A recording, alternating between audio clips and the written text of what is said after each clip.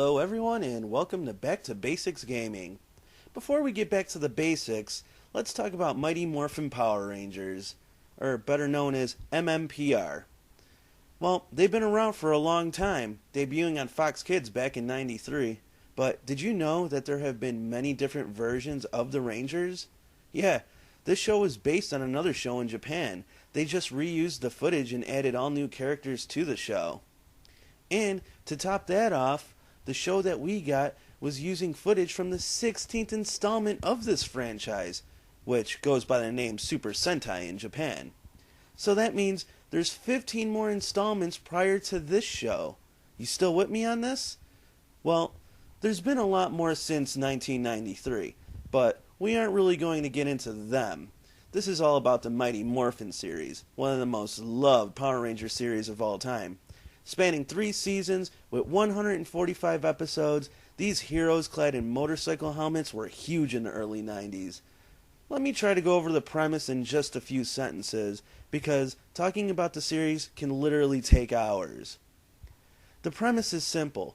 2 astronauts accidentally free an evil sorceress and her minions from a space dumpster, and apparently they've been locked up for 10,000 years. And the sorceress, better known as Rita Repulsa, vowed to destroy the very first planet that she sees, which just so happens to be Earth. Aware of the situation, a giant talking head in a tube, named Zordon, tells his artificial companion, named Alpha 5, to summon 5 teenagers to his headquarters so that he can make them the Power Rangers, so that they can battle Rita's forces and defend the Earth. The original 5 Rangers for this series were Jason, Billy, Zach, Kimberly, and Trini, all unique in their own way, even if it was cliché. For example, Kimberly was a gymnast and would often use these skills in combat, and Billy, he was really smart, so he would often build devices or repair equipment to help the Rangers out. I guess you can consider him the Donatello of the group. Well, not too far in the first season, we would also be introduced to one of the most awesome Rangers of all, Tommy, portrayed by Jason David Frank. Why was he the best? Because he was an all-around badass, but also a very nice guy. He let his fists do the talking on the battlefield. People loved him so much that they even had his own theme song. Okay, moving forward. Tommy wasn't the only new addition to the show. There were many. Rita would often send monsters to attack the Earth, and the Power Rangers would defend it with either their weapons or giant badass robots called Zords. These ones were themed after dinosaurs and later on other types of animals. These Zords could join together to make one giant robot, often known as the Megazord. This would often need to be done because Rita would make her monsters gigantic, often the size of a tall building. Whew. Okay, wow, I can just keep talking, going on, but, let's just move on with the review. In this episode, I will be covering 3 games. Mighty Morphin games released on the SNES. Let's see if they are more phenomenal, or if we need to blast these games back into the Stone Age. First up on the list is Mighty Morphin Power Rangers Fighting Edition. As the name implies, it's a fighting game, like Street Fighter 2, but the only difference is Street Fighter 2 is a good game. Well, anyways, in this game, you can fight using Zords or enemies in fighting mode, which is the game's 2-player mode. And since I'm flying solo here, I guess we'll have to settle for story mode. Upon starting up story mode, you're given 2 choices as to who you may play. We only got past the first screen, and we already have a slight problem. The game offers various Zords to play as in fighting mode, but in story mode, you only get 2 choices. Either the Mega Thunder Zord, or, thankfully enough, the Mega Tiger Zord. Later, in Mighty Morphin Power Rangers, Tommy became the White Ranger, and I'm always going to pick him no matter what, so I guess I'm lucky his Zord is one of the 2 choices. But still, with just 2 choices to pick from, when they clearly have more, just seems stupid. And no, the story doesn't follow or even acknowledge what Zord you're using. Okay, so, now my first fight is against the Thunder Megazord. I would have no problem with this at all, but let's remember here, I'm playing story mode, and fighting my ally. I don't remember that from the series, and you know what? You fight every single Megazord, including yourself, in story mode as well. With such a huge roster of villains to choose from the Mighty Morphin series, why couldn't they just add nothing but monsters to story mode? Why the hell are we fighting ourselves in the command center while Zordon eerily watches? To be fair, the game does have you fight some monsters, but still, not enough of them. And the game is seriously easy as well. I beat this game in one run through, only losing 2 rounds. And to top it off, I really didn't even know what I was doing. There's this bar on the bottom of the screen that keeps moving back and forth, and I have no idea what it does. Even now, after beating the game, I still don't know. And these huge pictures covering up so much of the screen here are very unnecessary. Like seriously, why are these damn pictures so huge? Did they think that we would forget who we were playing as or something? What's the point of it? The execution of moves were accomplished with button mashing alone, which is all you'll be doing in this game, with the exception of the last fight where blocking is mandatory. Speaking of the last fight, it's against Ivan Ooze for some reason. I thought it was Zed, but after you beat him, Ivan appears. Zed was way cooler than this idiot.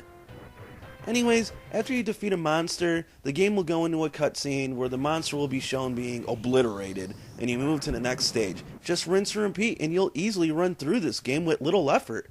I give this game 4 out of 10. Let's move on to the next game. Alright, now for Mighty Morphin Power Rangers the movie, featuring Ivan Ooze. Why does the title screen say featuring Ivan Ooze? What makes him so fucking special? Any MMPR fan worth their salt already knows this idiot was in the movie. I mean, that's like saying Street Fighter, the movie, featuring M. Bison. Whatever. So the game has a 2-player option, I see, but once again, like I said, I'm flying solo, so 1 player it is. Once I get to the character screen, I make a shocking revelation. Nicolas Cage was in this movie. Yeah, look, he's right there, at the top left, wearing glasses. I thought David Yost played as Billy in the movie, but clearly this picture right here is of Nicolas Cage wearing a huge shit-eating grin on his face. Awesome. The rest of the Rangers were all played by their respective actors, as you can see here on the character selection screen. Well, we're starting out with Tommy, of course, for obvious reasons, so let's see what we got here. When the game starts off, everything looks fine and moves well. You also appear to get a really stiff jab because Tommy is just one-hitting these putty patrollers into oblivion. You can also jump between the foreground and the background as well. Considering this is a 2-player game, that's really not a bad idea. One can take each end and bring the pain to these clay-faced clowns. As you progress and beat down your enemies, you'll encounter these little bolts they drop. Picking it up increases your power, shown on the gauge below. Once the power is fully charged, you can morph into your Ranger form, and you'll stay in that form for the duration of the level. Enemies will still drop the bolts even after you morph. Once you increase your power to max a second time around, you have a choice of attacking enemies with the selected Ranger's respective weapon, or you can do a screen attack that will deal loads of damage, if you push the designated button. It's nice that they gave you a choice of dealing decent damage for a set amount of time, or dealing massive damage all at once. Not too shabby. Every now and again, you'll find these containers that will house bigger bolts for a bigger power charge boost, 1-ups, or hamburgers to replenish your health. And trust me, you'll be scarfing down every burger you see because you take a lot of damage in this game. The touch damage is a factor. I know it's present in almost all games, but here, it just really sucks, especially in a beat 'em up. I mean, imagine in Streets of Rage if this was a factor. That would mean no fun throwing moves and flips over enemies. Touch damage shouldn't exist in beat 'em ups. Even here, when I want to jump to the background to attack this putty, I kill it, but it still damaged me in the process. How odd is that? It hurt me upon receiving a death blow. The enemy roster is just putties. Some are different in color and can do different things or take more damage. There's also machines and turrets as well. Not really a colorful cast here. Wait, I forgot to mention, putties on motorcycles. What the hell? Putties know how to drive motorcycles? This is news to me. I'm pretty sure I never seen them do anything except jump around like morons, and make stupid sounds. How can they think this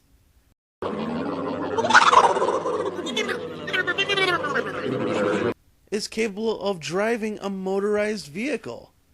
Well, I guess they didn't really care all that much. I know this kid right here doesn't. So, going back to your attacks, there aren't many. All you do is jab, uppercut, sweep, and jump kick. That's pretty much it. There's no combos, no dashing move, and no desperation attack. Again, going back to Streets of Rage, the very first one was made in 1991 for the Sega Genesis. And though it was simplistic, it delivered good graphics, good moves, and combos, and you were also able to do a screen attack. And a bit more off topic, the music was friggin' awesome. Here, take a quick listen.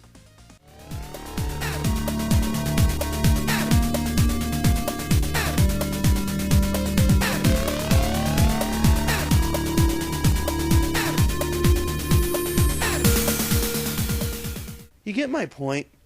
So, how can a game made in 91 trump a game made in 95? Yeah, in 1995, the time when developers and programmers pretty much unlocked the full potential of the hardware.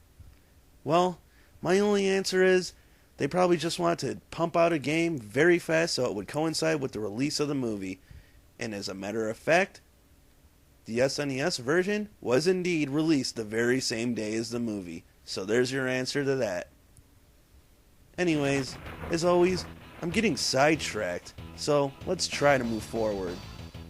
Occasionally in the first stage, some people driving their car will try to run you over, so watch out for the indicator that pops up on the screen. Wait, what am I saying? If putties are driving motorcycles, I'm sure they're driving these cars too. Huh. Oh, and don't expect to hop in your Megazord to take out the first few bosses of the game either.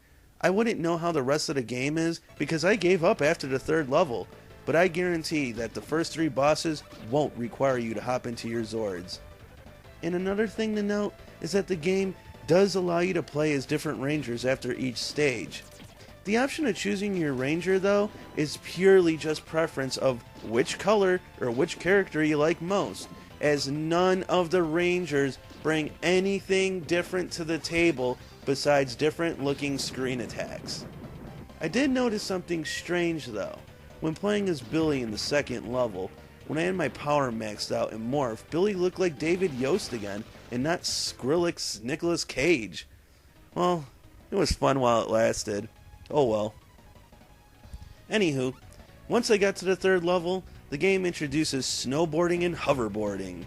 Hey, McFly, you bojo! The bus don't work on water! Unless you've got power! Kinda reminds me of the jetboard levels in the Teenage Mutant Ninja Turtle games, except, you know, just not as fun as that anyways. The game gets too hard, too fast in this stage, and it gets cheap with the bolts of power that the enemies drop.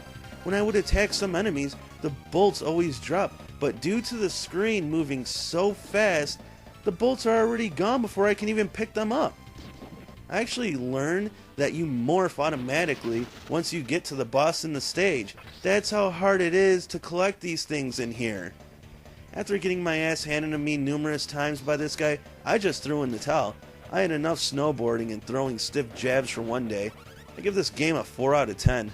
Let's move on to our final game. Our final game is simply just called Mighty Morphin Power Rangers for the SNES. Released in 1994, this game would also be another side-scrolling beat-em-up. Let's check it out. Upon starting the game, you'll get a screen of the city in ruins and Rita looking down at her handiwork. It's Morphin time. The game takes you to a character select screen where you'll get to choose from one of the 5 original Rangers. There is no Tommy in this game. So, that's the first strike. I believe at this point in time on the show, Tommy was also a permanent character on the team. So why isn't he included in the game is a mystery to me. So, that's an automatic strike. I'm sorry. I did like the original members of the team, but once Tommy made his debut, he literally stole the show. I even read a rumor on a forum saying that when Jason David Frank was written out of the show, there was a lot of backlash from the fans writing Fox angry letters demanding that he return. So yeah, for him to be absent in the game is a big deal.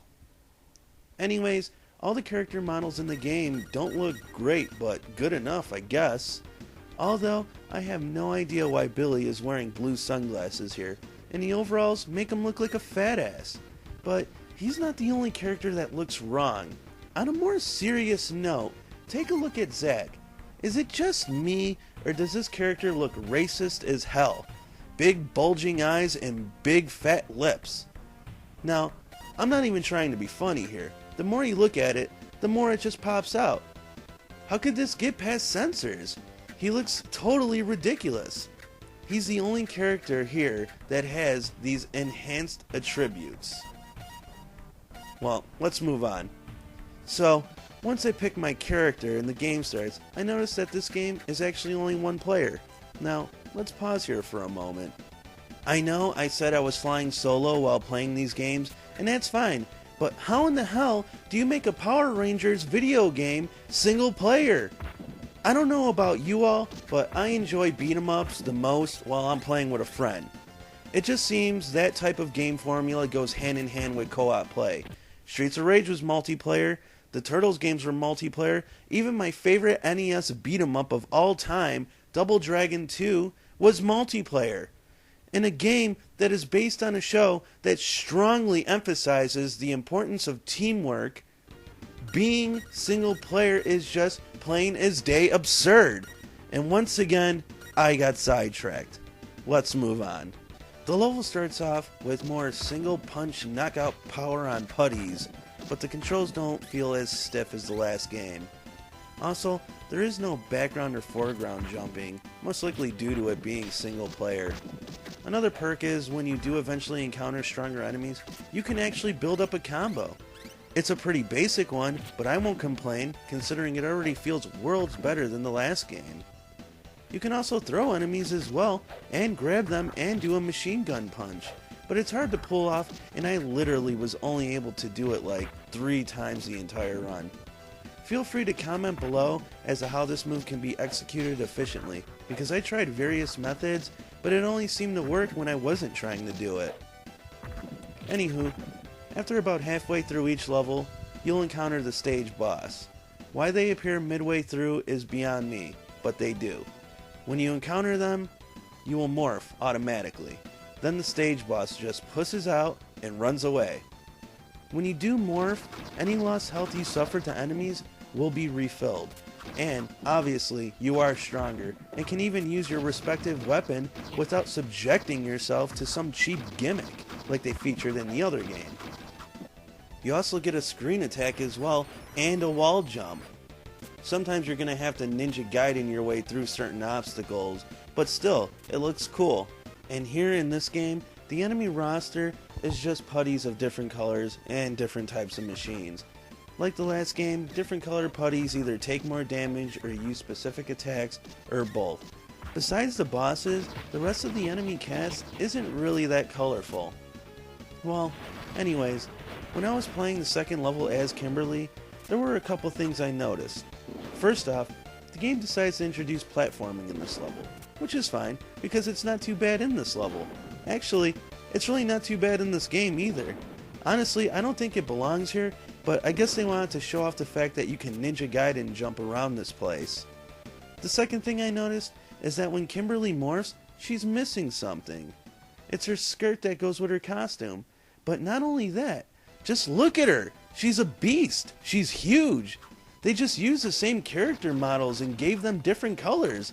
How lazy! But yes, Trini and Kimberly are both as big as Jason in this game. I mean, I understand that there's plenty of women with muscles that look very pretty, but it's just ridiculous in this game. Okay, moving forward. The hulking Kimbo can also shoot arrows, as well as attack with her bow. Well, this makes her the only ranger on the team that has a projectile she can shoot arrows. Huh. Wait a minute. The Rangers used to have blasters on the show. Why aren't they present in either game? They even had a joint attack with the blasters on the show. I'm not sure why they couldn't have at least made it like a temporary item that you can use. Oh well. Seems that not enough thought went into this game. The next stage introduces swimming, and that's about it. The rest is just rinse and repeat. Just keep fighting your way to the end, and the last 2 levels will finally get us in some damn Zords. Once it's time to assemble the Megazord, you'll notice a lazy grid showing you the different Zords. Why is it a wireframe grid? Couldn't they just color this in? Whatever. At least we're going to get into the Zords, so I won't complain. The first Zord fight has you fighting a horned monster in some shallow water. The controls for the Zord are very responsive and nice. The objective is pretty much clear. Just deplete his energy, and then the game will automatically take control and deliver the finisher on the monster. Badass. The next level is the last and final battle in the game. You take on Cyclopsis, whom I believe is Rita's Zord, but Goldar pilots it. Just rinse and repeat. Once you kick his ass, he'll turn red and get a bit more spiky and challenge you to a second round. Give him a taste of your sword and send him packing. Both end screens are stupid, and after the end credits you get a picture of Rita in the sky, pretty much implying she'll be back. But hey, at least you gave her one hell of a headache. I got one of those headaches again! Come on! So, remember what I was saying about this game being single player? Yeah, well, the funny thing about that is, well, I was kinda sort of wrong. It is technically 2-player, but allow me to explain. After you beat the game and watch the credits, 3 passwords will be displayed on the screen. Inputting any of these passwords will bring you to a special fight. The special fights are the last Megazord fights you did. Except, if you have another controller plugged in, a second player can actually take control of the monster. So, the game is technically 2-player. I guess they were trying to be nice, but it's just not the 2-player that I was hoping for. But this game wasn't bad. Besides not being 2-player, and the game just being way too easy, I can't really fault the game too much. The simplicity in the game may also be because Power Rangers is a kid's show, so they didn't make the game too difficult. Although a difficulty option would have been nice. I give it a 7 out of 10. So there we have it. There are other MMPR games out there, and the Sega Genesis has a totally different fighting version of the game as well, and maybe one day we'll get to them. But for now, I just wanted to cover the ones released on the SNES. So, thanks for watching and helping me get back to the basics.